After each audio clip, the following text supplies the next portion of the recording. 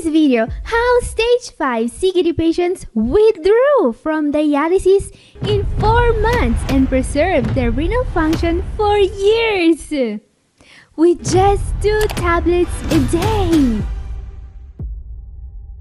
Catherine here, I'm a doctor of natural medicine, and today we will see how to take control of your own health in all the stages of kidney disease, stage 5 included. In particular, we're going to see the 7 tips every single patient needs to follow in order to restore their acid-alkaline balance.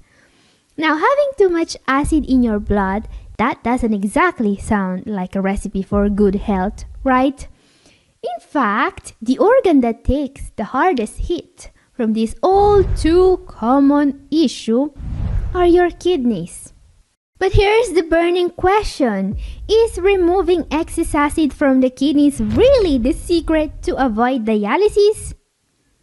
Well, yes, it can be. In fact, the 7 tips I'm going to share in today's video are not just based on my experience with patients. They are also based on a case report published on the Global Clinical and Medical Case Reports Journal.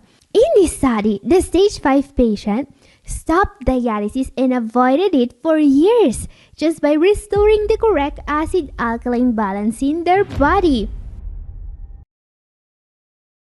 Yeah, as incredible as it may seem, just with some dietary changes and 2 tablets a day of a single supplement, all aimed at keeping their acid-alkaline balance under control, the patient stopped dialysis. Let's see immediately what supplement they used in this study. Number 7, a supplement that removes excess acid. As we have seen, documented cases show patients with almost no residual kidney function getting off dialysis thanks to this supplement. One man on dialysis for 6 months started a renal diet and took this supplement. He was off dialysis in just 4 months. And what is this miracle supplement? You probably have it in your kitchen. Sodium bicarbonate, or as I like to call it, the only baking ingredient that's actually a medicine for CKD patients. But what's the right way to supplement sodium bicarbonate, you may ask? Before we get to that, a little disclaimer. Technically, sodium bicarbonate is not a supplement when it comes to CKD patients. It's a medication. Some patients are getting it from a pharmacy and with a prescription from their doctors. But unfortunately, this is not always the case. But here's the issue. Too many doctors in 2024 are still forgetting to tell their kidney patients how crucial sodium bicarbonate is. I see too many patients not being prescribed this life-saving medication even when they need it the most. Even worse, many of you aren't even being prescribed the right tests to determine if you need sodium bicarbonate. So today, we're going to take matters into our own hands. We're going to learn how to do what your doctor should have done all along before their inaction pushes you closer to renal failure and dialysis. Because the truth is, your health is too important to wait on someone else to take the lead. It's time to step up, take control, and make sure you're giving your kidneys exactly what they need. Number 6, how to take sodium bicarbonate correctly. Now guys, in my career as a counselor for CKD patient, I have seen people taking sodium bicarbonate in the most, let's say, creative ways. I'll give you some examples of what not to do with sodium bicarbonate. Okay, you see what their problem is? Yeah, they are taking too much. The way you should take sodium bicarbonate is less like that and more like this. So you can see in my slide on screen right now what a standard starting dose for this supplement is. Now guys, what's even more important than avoiding to take too much sodium bicarbonate is finding the correct dose for this supplement / medication. So let's help your doctor do their job again and maybe avoid their next malpractice suit by figuring out how to take sodium bicarbonate correctly in the most scientific way. The very first thing you need to look at is your current CO2 level. Now, this level is probably indicated as bicarbonate on your lab reports, and it's supposed to be at least 23. If this value is 22 or below, you need sodium bicarbonate, alright? By the way, this is textbook kidney disease treatment 101, not some weird supplementation strategy I made up on the spot. So this level should be 23 at least. Think of it like your kidneys are in school. If they're scoring below 23, they're failing. Now, what if you don't know what your CO2 level is? Simple. Talk to your doctor or your lawyer. Just saying. Anyway, how much sodium bicarbonate do I actually need, you ask? So, this you see on screen is the calculation that needs to be done to find the correct dose. Don't worry, I won't put you to sleep with those numbers. I'll just give you the gist. The goal is to get your serum bicarbonate level between 24 to 28 ml equivalents per liter, and as fast as possible. Yeah, let's take your kidneys out of that acid bath before it's too late. Now, for example, if a patient had a CO2 level of 21, they would have been given 4,010 milligrams of sodium bicarbonate per day. That's a lot more than the starter dose that was used in the study we have seen in the beginning. Alright? And I know it sounds complicated, but hey, this is what doctors are supposed to be for, right? I mean, when they're not too busy, Googling symptoms or asking WebMD if their headache means they're Okay, jokes aside, bottom line here is make sure you are at least getting tested for serum bicarbonate level, and your doctor should be able to calculate your sodium bicarbonate dose for you and prescribe accordingly. And of course, you can also contact me and schedule a consultation with me if you want to make sure you are not being neglected. Any basic medication all kidney patients should be prescribed. But how do we make sure you don't need this amount of baking soda by the end of the calculations? Well, that's our number 5 for today. Make sure your renal diet is alkaline. Now, I started this video showing you how stage 5 CKD patients have avoided dialysis. Yes, avoided dialysis by taking sodium bicarbonate. But of course, sodium bicarbonate was just part of the therapy. It was a side dish, not the main course. Because let's face it, when it comes to kidney disease, nothing, and I mean nothing, works if you're not following a proper renal diet. In particular, achieving the outstanding result of being able to avoid dialysis for years is only possible when following a plant-based renal diet that's also alkaline. This is why you'd better start eating those veggies breakfast, lunch, and dinner, like your kidney health depends on it. And yes, I know the naysayers in the back are rolling their eyes, thinking, but I need my steak. Veggies are for rabbits. To them, I will only tell one thing. I've never seen in my career, not once, a stage 4 or 5 CKD patient that got an improvement without following a plant-based renal diet. Not a single one. But hey, if I ever find a miracle carnival kidney recovery that's actually documented, I'll make a video faster than a cat meme goes viral.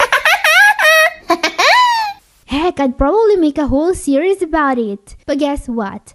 That video doesn't exist because it's not happening. So no, this isn't about demonizing meat or pushing a save the planet, eat kale agenda.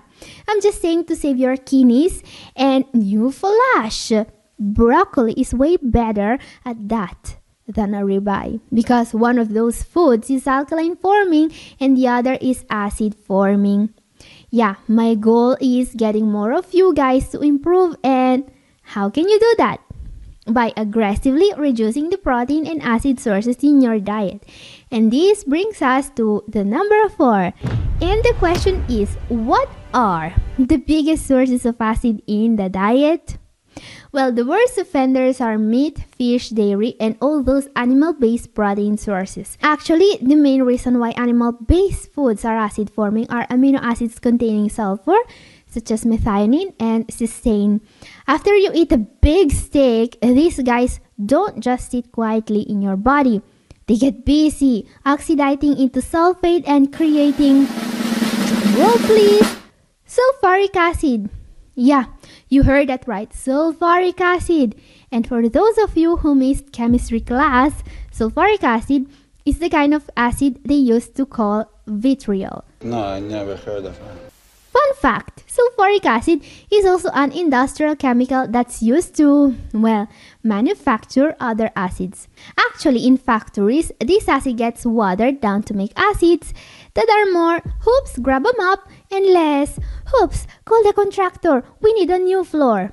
You know, the kind that won't melt through everything if you happen to spill it. But yeah, if you are in an advanced stage of kidney disease and you eat too much meat, your kidneys are going to face this industrial acid. Now, the only thing that can buffer this acid is bicarbonate, and the kidneys have the role of both reabsorbing bicarbonate and expelling this dangerous acid.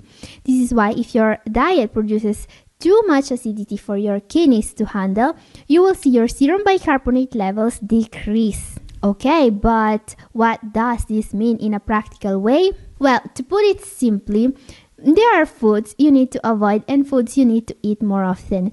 If we look at this image, we can easily understand that, well, meat is the worst thing you can eat. Fish is just the same basically. Dairy, oh, it's terrible too. Grains, they're like Switzerland, neutral, not really helping nor hurting the acid balance, but they can help in other ways. Then, we can find some foods that will actually decrease the acid load on the kidneys. The foods that are alkaline forming. And guess what? Those are the foods you want to base your diet on. Number 3. So question, what are the foods that actually remove acid? If your goal is protecting your kidneys from this dangerous acid, what you want to eat more of are fruit and veggies. Looking at this image, we can easily see that both fruit and veggies are on the right side of the chart, meaning that they have the benefit of protecting the kidneys from acid. But vegetables, greens in particular, are on the very top here. Some of the most alkaline forming include spinach, kale, Brussels sprouts, fennel. And have you noticed how the most kidney protecting alkaline veggies are also high in potassium? That happens because potassium itself is very alkaline. But what if you still need to limit your intake for this mineral? Well, no worries, there's still hope for you in the form of low potassium acid slaying veggies. One example is kohlrabi. Yeah, I know you've probably never heard of it, but trust me, this Brassica oleracea family member is a real kidney saver. This is a vegetable that comes either in green or purple and can be eaten raw or cooked. It is very alkaline at pral minus 5.6, and it is also rich in many of the micronutrients kidney disease patients are often deficient in. By the way, the pral is simply a way to measure the amount of acid the food adds to or removes from the body. The lower, the better. Another food with a great pral score is the bell pepper. When eaten raw, peppers have a pral score of minus 3.5.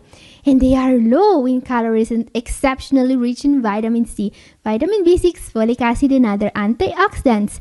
And this makes the bell pepper a great addition to any healthy diet. Now, green leafy vegetables. They're basically the overachievers of the veggie world. Always top of the class, best scores, and yes, dominating the pral score charts as well. Arugula, for example, has a pral score of minus 7.5, which is incredible. Arugula is a cousin of broccoli, kale, and cabbage and shares many of their health benefits. Not to mention that arugula is also a source of nitrates, just like beets, for example. These foods have a vasodilating effect that actually improves blood flow and fights hypertension. And these are my top picks. But of course, if you don't need to limit potassium, you can eat all the veggies in this list, no problems. In any case, add as many veggies, greens in particular, to your diet. Now guys, number 2. This is a tip I really want to give you from the bottom of my heart. Don't be scared of going low protein. When I tell patients to completely stop eating meat, pork, bacon, ham, cheese, fish, and yes, even bacon, it's like asking them to delete the YouTube app from their phone. Pure heresy. Yeah, some patients are very skeptical about going low protein, and I get it. It's human nature to resist anything that sounds like a life without bacon. I mean, it's like when the doctor says, hey, you need to stop drinking. And you're thinking, well, there goes my Saturday night. Or when they say, you should really stop smoking, and you're like, okay, but what am I supposed to dramatically wave around while I rant about my ex-wife? But here's the thing, protein is an essential nutrient, not some dangerous vice. This is why it's perfectly normal that people are even more reluctant to completely change this habit. So does that mean you should go on and keep eating steak and bacon every day? Well, of course not. Those do qualify as bad habits if you have kidney disease. Look, I want to read you a comment to explain this even better. This is from a user called 13gladius28, and I believe they are knowledgeable about the subject of the renal diet. Let's read it. Limiting the amount of protein and including more plant-based foods in the diet may help slow the loss of kidney function. And that's true, of course. But then they also say, however, too little protein can cause you to lose muscle mass, become weak, and increase your body's acid load. And that's what many people are afraid of. So, will you become weak if you don't eat steak anymore? Well, guys, this is actually true on paper. So the reason why 13gladius28 and many like them are so afraid of becoming weak is a phenomenon called catabolism. This can happen in patients suffering from something called protein energy wasting, or PEW in short. And it's a predictor of mortality, as we can see. So, will you suffer from an early death if you skip that morning egg and bacon? Well, it's actually very unlikely. Look, guys, you know what kind of patient suffers from PW? Those tied to a hospital bed and that are being fed through a tube. Patients that are in their 80s or 90s and that weigh 70 pounds. So, if you're watching this video while battling for your life because you are malnourished, please go on and eat whatever you can to save your life. You have my blessing. But if you are literally anyone else, make sure you are receiving dietary advice from a licensed professional and that you are not just being fed misinformation from the web. Because let's face it, if it's on the internet, it must be true, said Albert Einstein, right? Okay, and this brings us to our number one for today. And this is going to answer the question, what do we do if a patient needs to strictly limit their protein intake but they are at risk for malnutrition? Well, first of all, we make sure the patient is not in a caloric deficit. In fact, if a patient cannot eat enough calories every day and they are already underweight, removing calories from their diet other than just protein is a big no-no. So less protein, more carbs, and especially more fats. And then, of course, we also give them a supplement of essential amino acid. This is a special type of amino acids called keto analogs. These are little miracles in pills. They replace the protein you would have gotten from eating that steak, but without any of the negative consequences. And guess what? These supplements are so helpful your doctor is supposed to prescribe them to you. Now, if you want to learn more about this topic, my video up here is for you, and this is all for today. Thank you for watching. God bless you all. Bye-bye.